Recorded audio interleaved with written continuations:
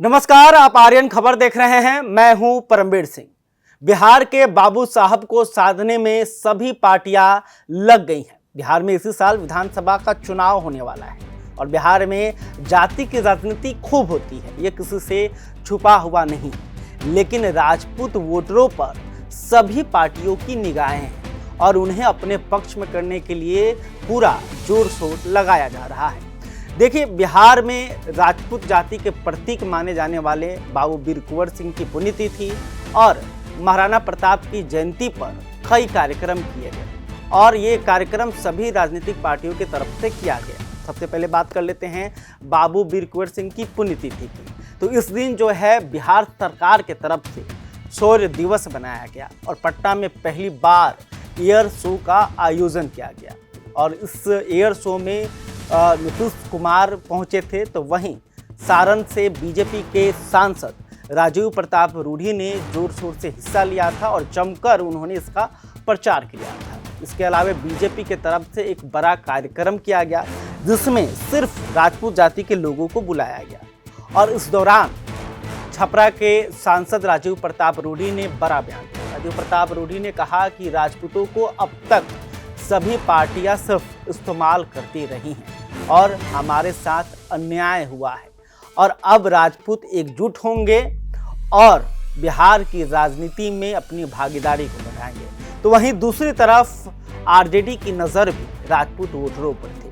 बाबू वीर कुंवर सिंह की पुण्यतिथि के मौके पर सारण विकास मंच के तरफ से बड़े कार्यक्रम का आयोजन किया गया और इस आयोजन में तेजस्वी यादव शामिल थे। तेजस्वी यादव को तलवार देकर सम्मानित किया गया और इस दौरान तेजस्वी यादव ने भी कहा कि हमें राजपूतों पर बहुत विश्वास है और इसके अलावा उन्होंने कहा कि हमारे पार्टी में रघुवंश बाबू जैसे नेता रह चुके हैं और वर्तमान में जगदानंद सिंह भी हमारे साथ हैं।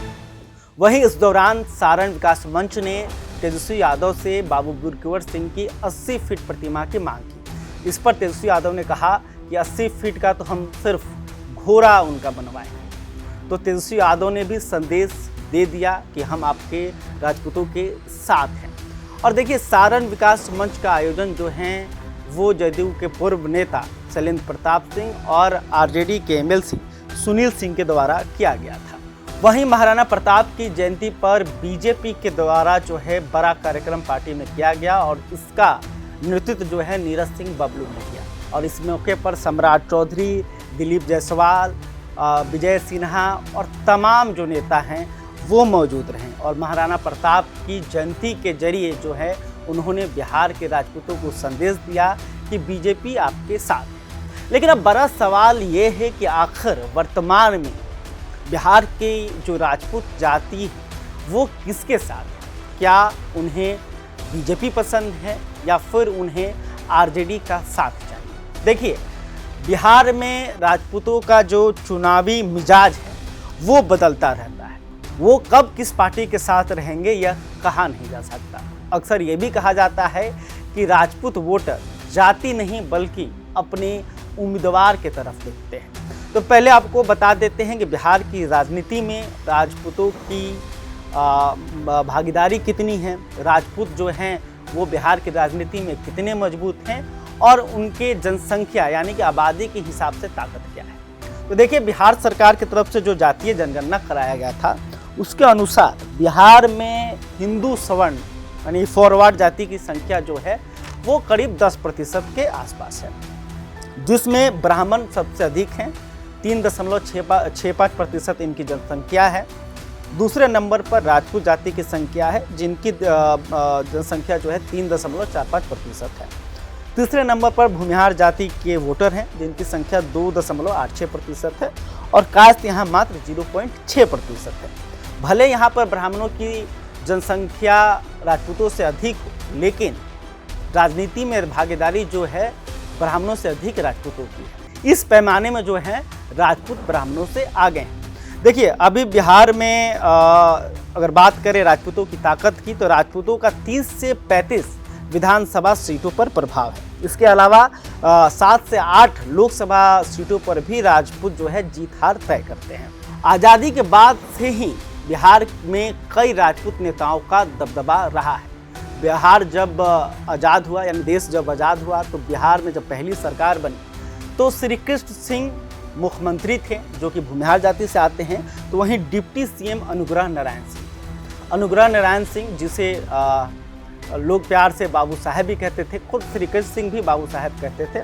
और इसके अलावे जब 1957 में अनुग्रह नारायण सिन्हा ने श्री कृष्ण सिंह को एक चुनौती दी थी सीएम को लेकर, लेकिन हालांकि इस चुनौती में अनुग्रह नारायण सिन्हा जो हैं असफल रहे। हालांकि बाद में श्री कृष्ण सिंह और अनुग्रह नारायण सिंह जो हैं वो फिर आपस में मिल गए और कांग्रेस की सरकार बनी और अनुग्रह नारायण सिन्हा जो हैं डिप्टी सीएम बने। फिर श्री कृष्ण सिंह के बाद दीपनारायण सिंह मात्र 18 दिनों के लिए मुख्यमंत्री बने। इसके अलावे हरिहर सिंह 4 महीनों के लिए कांग्रेस की तरफ से मुख्यमंत्री बने। फिर 1983 से लेकर 1985 तक चंद्रशेखर सिंह, ये भी जो है कांग्रेस की तरफ से मुख्यमंत्री बनाए गए। और बिहार में अंतिम राजपूत मुख्यमंत्री जो हैं सत्येंद्र नारायण सिन्हा थे। सत्येंद्र नारायण सिन्हा जो कि अनुग्रह नारायण सिन्हा के बेटे थे, वो 1989 में 9 महीने के लिए मुख्यमंत्री बने। यानी कि जो टोटल है 4 मुख्यमंत्री बिहार में राजपूत समाज से रह चुके हैं। और 1989 के बाद अभी तक बिहार में कोई राजपूत मुख्यमंत्री नहीं बना है। तो राजपूत समाज के मन में ये बात है कि आखिर हम लोग इतने मजबूत हैं, हमारे इतने विधायक हैं, हमारे इतने सांसद हैं, इसके बाद में आखिर हमारे मुख्यमंत्री क्यों नहीं बन रहे हैं। देखिए, अब अगर राजनीति में भागीदारी की बात करें कि आखिर राजपूतों की भागीदारी कितनी है, इनके कितने विधायक हैं, इनके कितने सांसद हैं और कौन किस पार्टी से चुनाव जीतकर आया है, तो ये भी हम आपको बता देते हैं। देखिए, अगर बात करें तो बिहार में अभी 2020 के विधानसभा चुनाव में 28 विधायक जो है राजपूत समाज से जीतकर आए थे, जिसमें सबसे अधिक बीजेपी के 15 राजपूत उम्मीदवारों ने चुनाव जीता था। जेडीयू के 2 राजपूत उम्मीदवार चुनाव जीते थे। इसके अलावे आरजेडी के 7 राजपूत उम्मीदवार जो हैं विधायक बनकर आए थे, जबकि कांग्रेस के 1 और वीआईपी पार्टी के 2 और 1 निर्दलीय से चुनकर आए थे। हालांकि बाद में वीआईपी पार्टी जो है पूरी तरह से टूट के बीजेपी में चली गई। इस वजह से अब बीजेपी के पास 17 राजपूत विधायक हैं। इसके अलावा निर्दलीय विधायक सुमित सिंह भी अब नीतीश कुमार के पक्ष में हैं और नीतीश कुमार ने जदयू के कोटे से उन्हें मंत्री भी बनाया है। तो ये हिसाब किताब रहा संख्या की। अगर आप बात करें कि 2020 के विधानसभा चुनाव में किस पार्टी ने सबसे अधिक राजपूतों को टिकट दिया था और कितना टिकट दिया था, ये भी बता देते हैं। तो देखिए, 2020 में एनडीए की तरफ से 29 राजपूत उम्मीदवारों को टिकट दिया गया था, जिसमें से 18 चुनाव जीतने में कामयाब हुए थे। वहीं बीजेपी ने सबसे अधिक 21 राजपूत जाति के नेताओं को अपना उम्मीदवार बनाया था, जिसमें से 15 चुनाव जीते और विधायक बने, जबकि जेडीयू ने 7 को बनाया था और इसमें से 2 विधायक बनने में कामयाब रहे। वहीं अगर महागठबंधन की बात करें तो महागठबंधन ने 18 नेताओं को, राजपूत नेताओं को अपना उम्मीदवार बनाया था और जिसमें से 8 चुनाव जीतने में कामयाब रहे, यानी कि विधायक बने। सबसे अगर बात करें अधिक तो कांग्रेस ने 10 राजपूत नेताओं को अपना उम्मीदवार बनाया था, लेकिन यहाँ पर जीत का रेशियो काफ़ी कम रहा। 10 में से मात्र 1 ही राजपूत उम्मीदवार चुनाव कांग्रेस के टिकट से जीत पाए। वहीं आरजेडी ने 8 दिया और 8 में से 7 राजपूत विधायक जो हैं चुनाव जीतने में कामयाब रहे। तो समझिए, आरजेडी के राजपूत नेताओं का, राजपूत उम्मीदवारों का जो स्ट्राइक रेट है वो बहुत आगे रख करीब 100% के आसपास रहा। 8 में से 7 सीट पर जो है राजपूत आरजेडी के जो कैंडिडेट थे वो चुनाव जीतने में कामयाब रहे।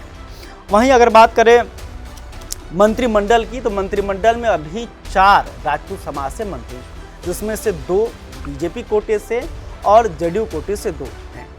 इसके अलावा अगर लोकसभा की बात करें, लोकसभा चुनाव में, तो 2024 के लोकसभा चुनाव में 6 राजपूत जाति के नेता सांसद बनकर आए, जिसमें से बीजेपी से 3, लोजपा रामविलास से 1, जेडीयू से 1 और आरजेडी से 1 जो है सुधाकर सिंह चुनाव जीते हैं। तो ये समझ लिया आपने कि भाई बिहार में राजपूतों की ताकत क्या है, इनके कितने विधायक हैं, इनके कितने सांसद हैं। सीट संख्या और टिकट वितरण से आप समझ गए होंगे कि राजपूत जो हैं सभी पार्टियों में, और सभी पार्टियां जो है राजपूतों को अपने तरफ करना चाहती हैं और उनको अपना उम्मीदवार भी बनाना चाहती है। अब बात करते हैं कि आखिर बिहार में जो बड़े राजपूत नेता हैं वो किस पार्टी के साथ हैं और किसके पास कितना बड़ा चेहरा है। तो देखिए, अगर महागठबंधन की बात करें तो महागठबंधन के पास कोई बड़ा राजपूत चेहरा नहीं है। भले जगदानंद सिंह का नाम है, लेकिन अभी जिस तरह से खबर चल रही है कि जगदानंद सिंह को भी आरजेडी में साइडलाइन किया जा रहा है।